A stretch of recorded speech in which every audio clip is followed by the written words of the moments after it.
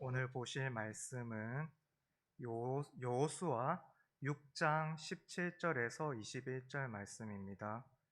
여호수아 6장 17절에서 21절 말씀입니다. 저가 한 구절, 여러분들이 한 구절 교독하고 마지막 절은 함께 읽도록 하겠습니다.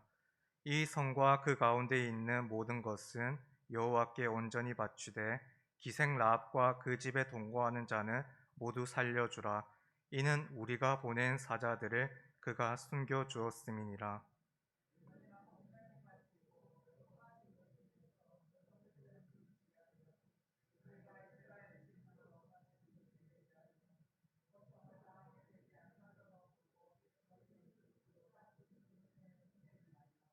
은금과 동철 기구들은 다 여호와께 구별될 것이니 그것을 여호와의 곳간에 드릴지니라 아니라. 내 백성은 외치고 제사장들은 나팔을 불. 백성이 나팔 소리를 들을 때 크게 소리질러 외치니 성벽이 무너져 내린지라. 백성이 각기 앞으로 나아가 그 성에 들어와서 그 성을 점령, 그 성 안에 있는 모든 것을 온전히 바치되 남녀노소와 소와 양과 나귀를 칼날로 멸하니라. 아멘. 오늘은 거룩한 전쟁이라는 제목으로 말씀을 전하도록 하겠습니다. 그동안 수요 예배 때 목사님께서 여호수아서를 쭉 강의하셨는데 저는 여호수아서 속에서 전쟁이라는 단어가 뇌리에 깊이 박혔습니다.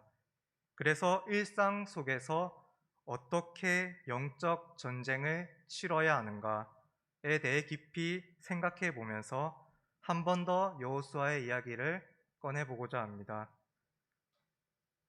여러분, 살인을 어떻게 생각하고 계십니까? 한번 예를 떠올려 봅시다.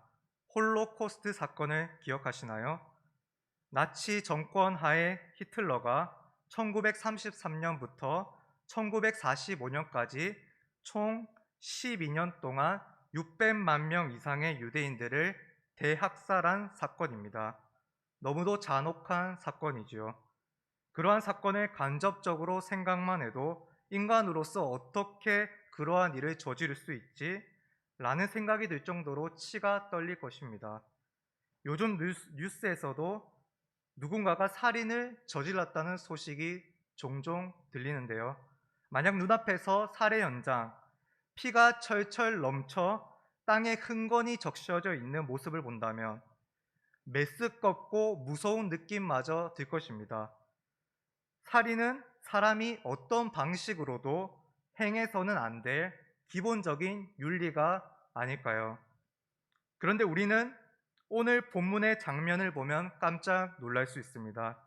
이스라엘 백성이 여리고성에 있는 모든 사람들과 가축들을 도륙하는 장면이 펼쳐지고 있기 때문입니다. 하나님의 택함 받은 백성이 여리고성에 머무르는 모든 생명을 다 죽이고 있습니다. 이것이 정말 정당한 일입니까? 하나님이 어떻게 이러한 일을 명령하실 수 있을까요?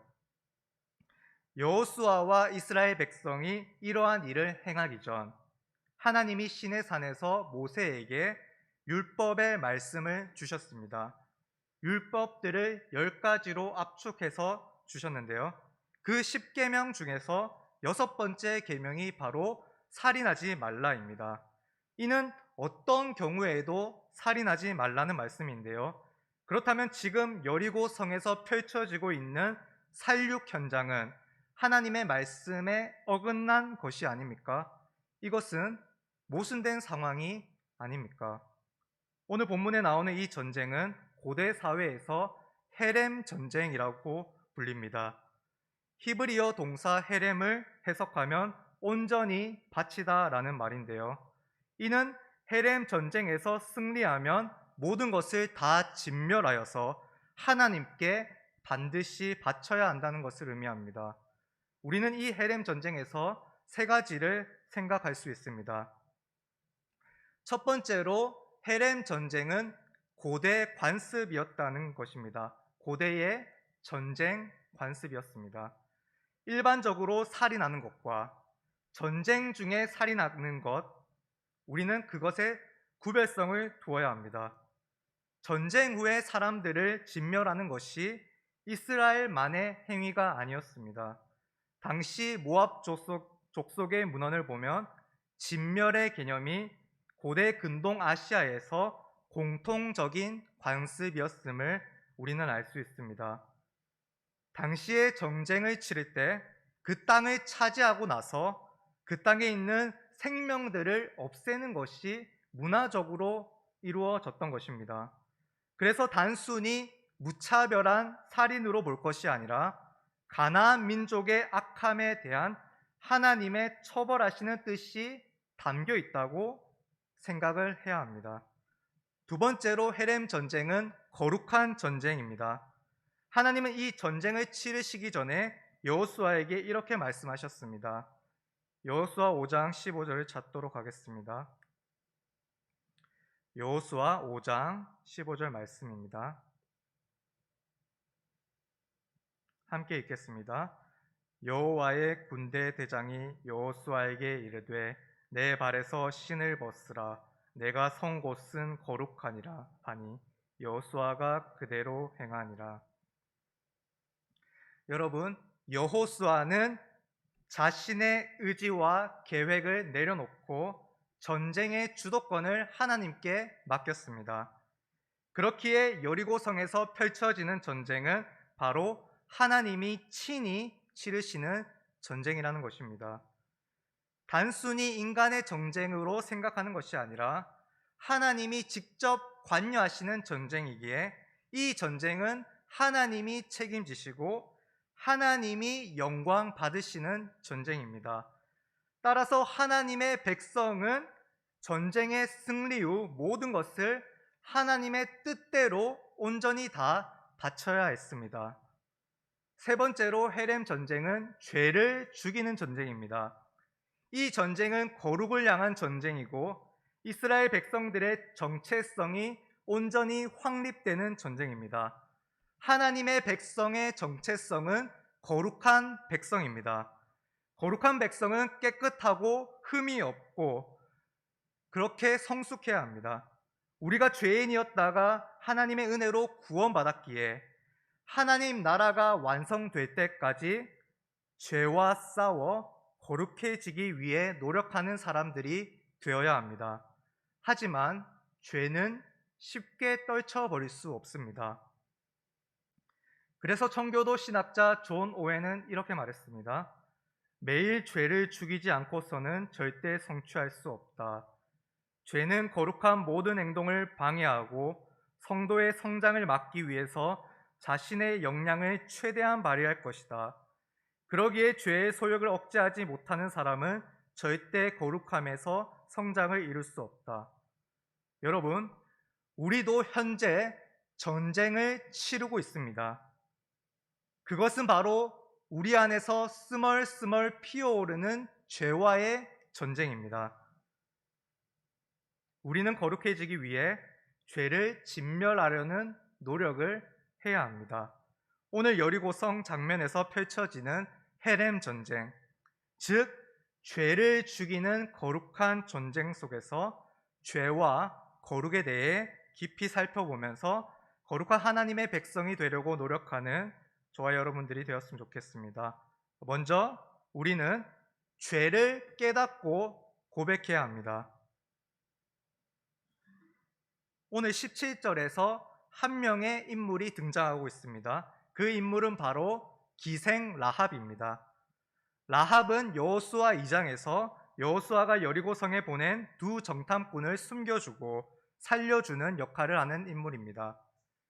여리고성 사람이 어떻게 자신들과 전쟁을 치르는 대적인 이스라엘 사람을 살려줄 수 있었을까요?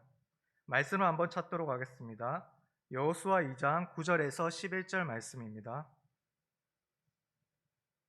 여호수아 2장 9절에서 11절 말씀입니다.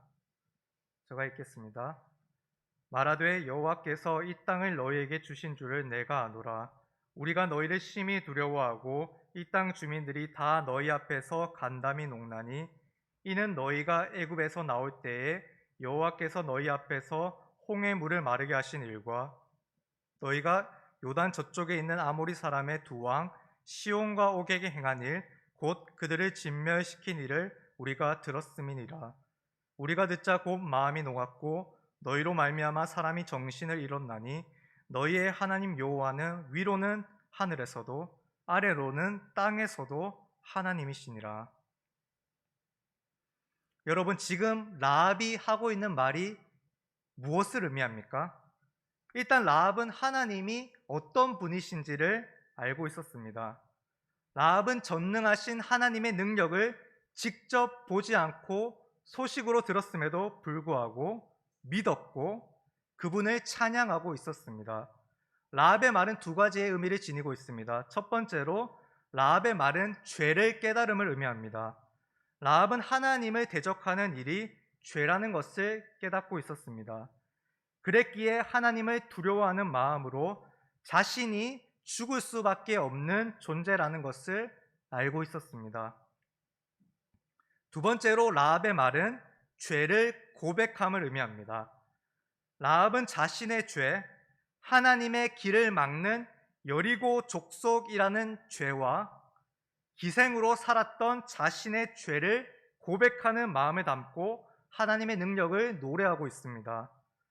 라합은 죄를 깨닫고 고백할 뿐만 아니라 더 나아가 행동까지 취하고 있습니다. 바로 두 정탐꾼을 살려주면서 생명의 증표를 달라고 요구하는 것입니다. 라합은 적극적으로 자신의 목숨을 걸고 생명을 획득하려고 하고 있습니다. 라합은 죽음을 생명으로 바꿀 수 있는 방법을 깨닫고 적극적으로 자신의 신앙의 고백과 행동을 하고 있습니다. 다음으로 우리는 죄를 망각해서는 안 됩니다. 오늘 본문 18절 말씀을 읽도록 하겠습니다. 너희는 온전히 바치고 그 바친 것 중에서 어떤 것이든지 취하여 너희가 이스라엘 진영으로 바치는 것이 되게 하여 고통을 당하게 되지 아니하도록 오직 너희는 그 바친 물건에 손대지 말라. 여러분, 여기에 한 명의 인물이 더 등장합니다. 이 인물은 숨겨진 인물인데 바로 범죄자 아간입니다. 온전히 바친 물건에 이스라엘 백성은 절대로 손을 대서는 안 되는 것인데 앞으로 손을 댈 인물이 등장할 것을 암시합니다. 이는 바로 문학 작품에서의 복성과 같은 것입니다. 실제로 다음 장에는 아간의 범죄 이야기가 등장합니다. 여리고 성을 진멸하고 나서 이스라엘 백성은 여리고 성보다 몇 배나 작은 아이 성을 점령하려고 하지만 아이 성 전투에서 처참하게 패배하고 맙니다.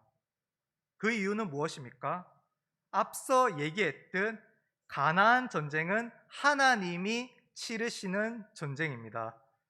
하나님이 치르시는 전쟁의 속성은 거룩한 전쟁입니다. 그런데 그 거룩에 위배되는 행동이 이스라엘 백성 가운데 아간이라는 인물에 의해 일어난 것입니다. 아간이 여리고 성 안에 있는 물건을 훔쳐서 자신이 소유한 것입니다. 온전히 하나님께 바쳐진 것은 사람이 절대 손을 대서는 안 되는 것이었습니다.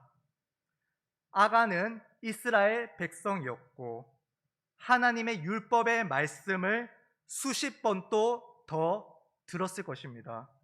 그런데 죄의 위험성을 망각하고 그는 죄를 저질렀습니다. 아간의 범죄는 두 가지의 결과를 만들어냈습니다. 첫 번째 결과는 공동체적인 죄로 인식된다는 것입니다. 아간의 죄는 아간 한 사람의 죄로 하나님께 인식되는 것이 아니라 이스라엘 백성 전체의 죄로 하나님께 인식되었습니다. 우리가 교회 공동체 생활을 하면서 어떤 한 사람의 심각한 죄를 덮어주거나 해서는 안 됩니다. 왜냐하면 교회 공동체 전체가 힘들어질 수 있기 때문입니다. 두 번째 결과는 공동체적인 죽음입니다. 아간의 죄는 아간 한 사람의 죽음으로 끝나지 않았습니다. 아간의 가족이랑 가축이랑 그에게 속한 모든 것이 진멸되었습니다. 여호수아 7장 24절에서 26절 말씀입니다. 오늘 본문 다음 장에 있습니다. 여호수아가 이스라엘 모든 사람과 더불어 세라의 아들 아간을 잡고 그 은과 그 외투와 그 금덩이와 그의 아들들과 그의 딸들과 그의 소들과 그의 나귀들과 그의 양들과 그의 장막과 그의 속한 모든 것을 이끌고 아골 골짜기로 가서 여호수아가 이르되 내가 어찌하여 우리를 괴롭게 하였느냐 여호와께서 오늘 너를 괴롭게 하시리라 하니 온 이스라엘이 그를 돌로 치고 물건들도 돌로 치고 불사르고 그 위에 돌무더기를 크게 쌓았더니 오늘까지 있더라. 여호와께서 그의 맹렬한 진노를 그치시니 그러므로 그곳 이름을 오늘까지 아골 골짜기라 부르더라. 여러분, 아간의 죄로 인해 아간에게 속한 모든 것들이 죽음에 처하게 되었습니다. 우리는 한 사람의 죄가 가족 공동체에도 영향을 미칠 수 있다는 것을 늘 염두에 둬야 합니다. 아간은 라합과 정반대의 인물입니다. 아간은 이스라엘 백성이었지만 죄를 망각함으로 죽음에 들어가게 되었고, 반대로 라합은 이방 여인이었지만 죄를 깨닫고 고백함으로 생명으로 들어가게 되었습니다. 이를 통해 우리는 우리가 믿음 생활을 얼마나 했는지를 주목하면서 살아가는 것이 아니라 현재 자신의 죄를 깨닫고 하나님의 말씀을 기억하면서 살아가고 있는지를 주목해야 합니다. 아간이 죽은 아골 골짜기는 망각의 장소가 아니라 기억의 장소입니다. 여러분, 우리는 죄에 노출될 수 있는 연약한 존재입니다.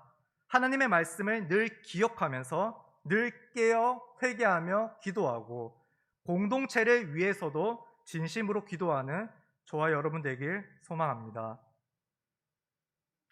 마지막으로 우리는 죄로부터 구원받은 기쁨을 누려야 합니다. 오늘 본문 20절을 읽도록 하겠습니다. 여호수아 6장 20절 말씀입니다.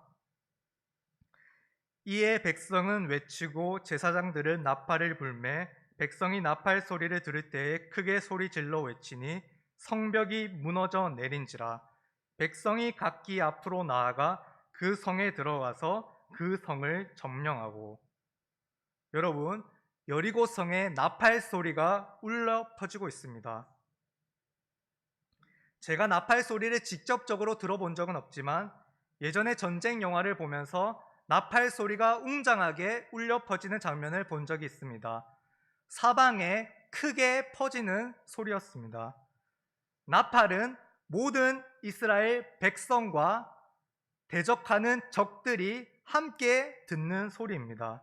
이 나팔 소리에는 어떤 의미가 담겨 있을까요? 저는 세 가지 의미로 생각해 보았습니다. 첫 번째는 예배입니다. 여리고성 전투에서 실질적인 전투는 이스라엘 백성이 여리고성 주변을 도는 것입니다.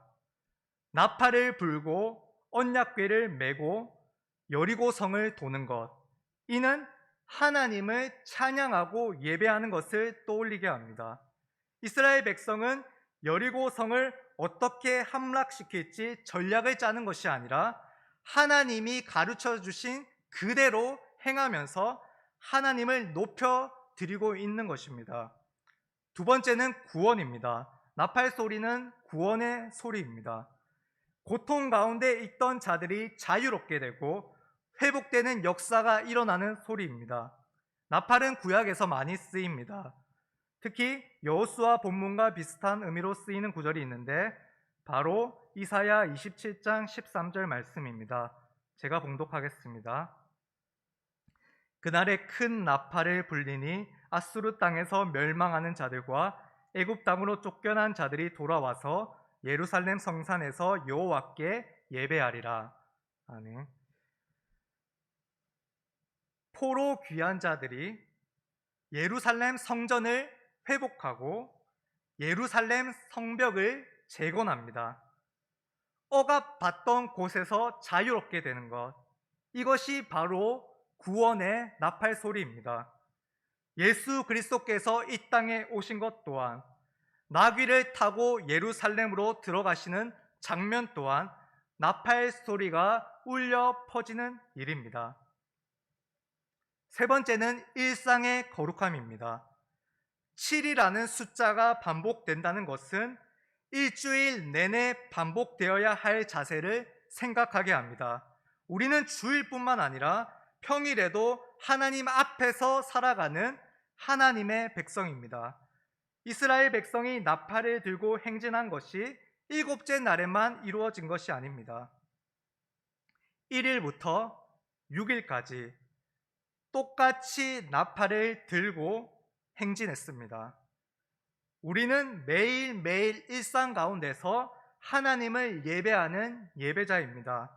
하루라도 우리가 거룩함을 잊으면 여리고 성벽은, 우리를 막고 있는 죄의 장벽은 무너지지 않을 것입니다. 매일 삶 속에서 하나님께 거룩한 예배를 올려드림으로 나팔소리, 즉 하나님의 영광을 찬송하는 소리가 끊어지지 않기를 원합니다.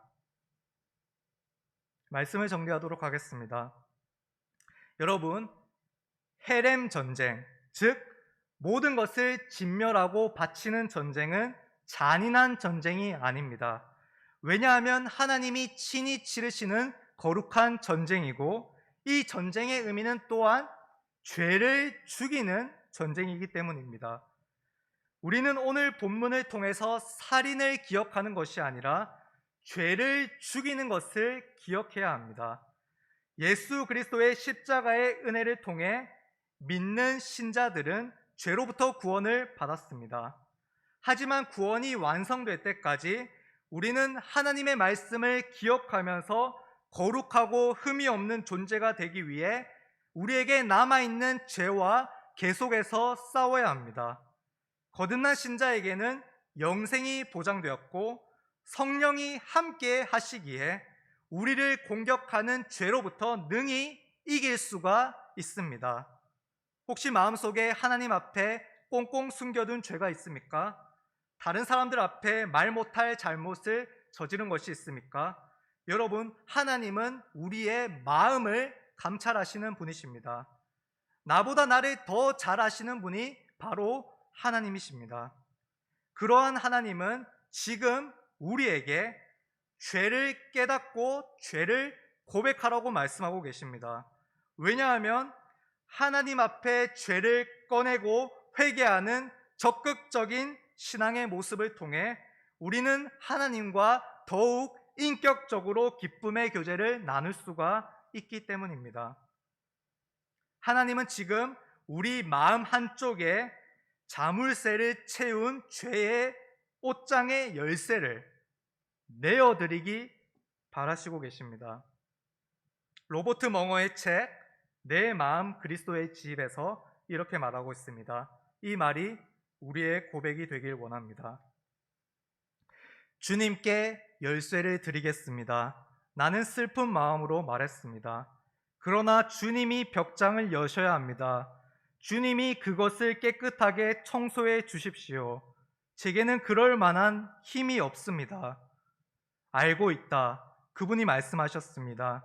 내게 그럴 능력이 없다는 것을 안다. 열쇠만 내게 다오. 그러면 내가 하마. 그래서 떨리는 손으로 그분께 열쇠를 넘겨드렸습니다. 그분은 내 손에서 열쇠를 받으시더니 문으로 가서 벽장을 여시고 거기서 썩고 있던 물건을 다 꺼내어 저 멀리 던져버리셨습니다. 그러고 나서 벽장을 정결케 하시고 페인트로 칠하고 수리하셨는데 이 모든 일을 순식간에 해치우셨습니다. 여러분, 내 마음에 숨겨둔 죄까지 주님께 다 내어드릴 때 주님께서 친히 청소하고 새롭게 하십니다. 이것이 하나님의 택함 받은 백성에게 일하시는 방식입니다. 이 정도까지는 괜찮겠지라고 생각하는 죄부터 주님께 맡겨드립시다. 우리가 치르는 거룩한 전쟁은 일상의 전쟁입니다. 날마다 하나님을 예배하는 거룩한 전쟁, 내 삶에서의 거룩한 전쟁은 역시나 하나님이 직접 싸우시는 전쟁입니다. 온전히 내 삶을 하나님께 바치고 우리가 하나님의 은혜로 죄로부터 구원을 받았다는 사실을 기억하고 잔존하는 죄를 죽이고 영광의 하나님께 찬양과 경배와 기도를 올려드립시다. 매일의 일상 속에서 올려드리는 예배가 하나님께 영광을 올려드리는 저와 여러분들의 예배가 되길 간절히 소망합니다. 찬양 드리겠습니다. 찬송가